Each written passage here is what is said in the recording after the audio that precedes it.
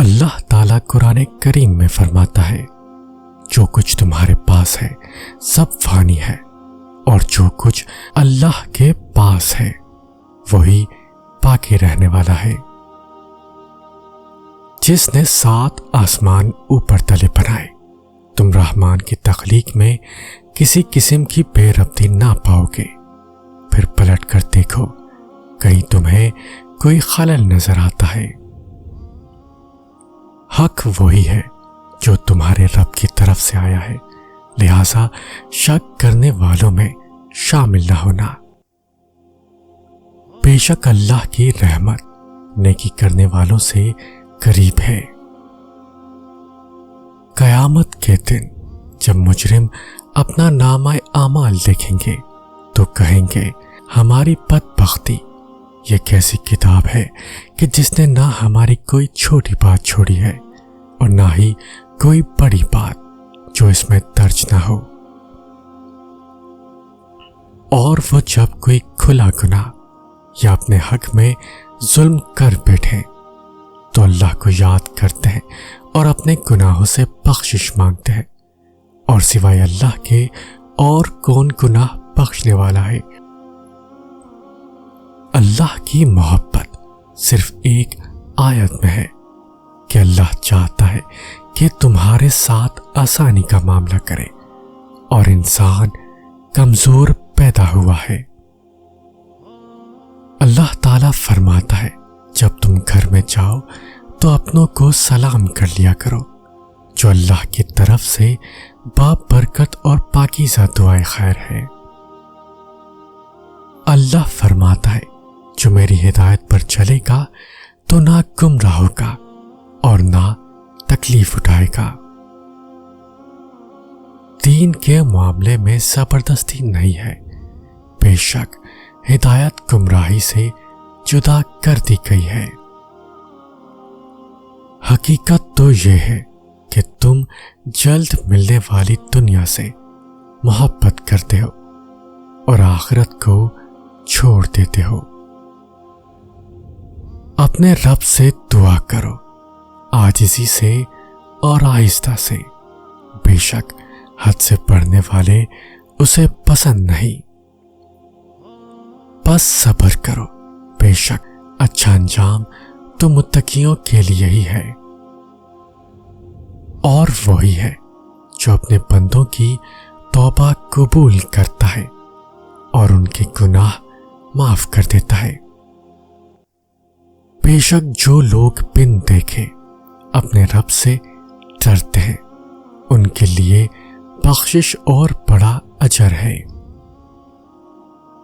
اللہ تعالیٰ فرماتا ہے، اور شیطان کے قدموں کی پیروی نہ کرو، بے شک وہ تمہارا کھلا دشمن ہے۔ یقین کرو کہ اللہ کا وعدہ سچا ہے، بس یہ دنیا کی زندگی تمہیں کسی دھوکے میں نہ ڈال دے۔ تمہارا رب خوب جانتا ہے جو تمہارے دلوں میں ہے۔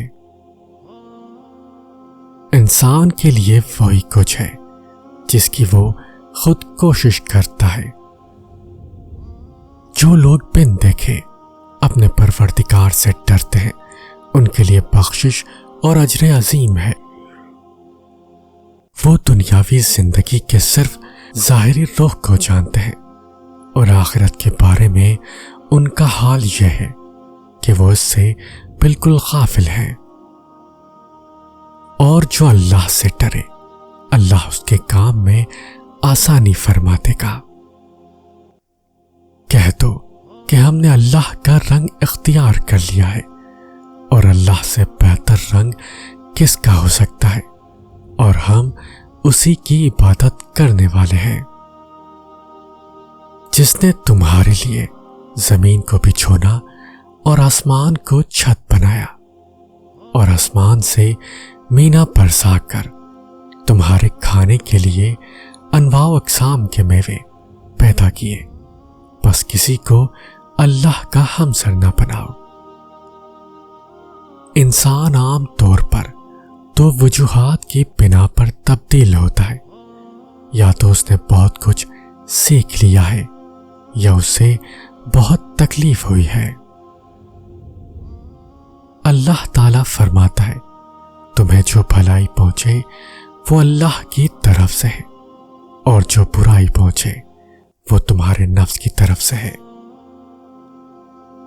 کچھ لوگ کچھ بھی نہیں کرتے مگر لوگ ان سے خوش رہتے ہیں، اور کچھ لوگ جان نکال کر ہتھیلی پر بھی رکھ دیں تو بھی ان کی کوئی قدر نہیں ہوتی۔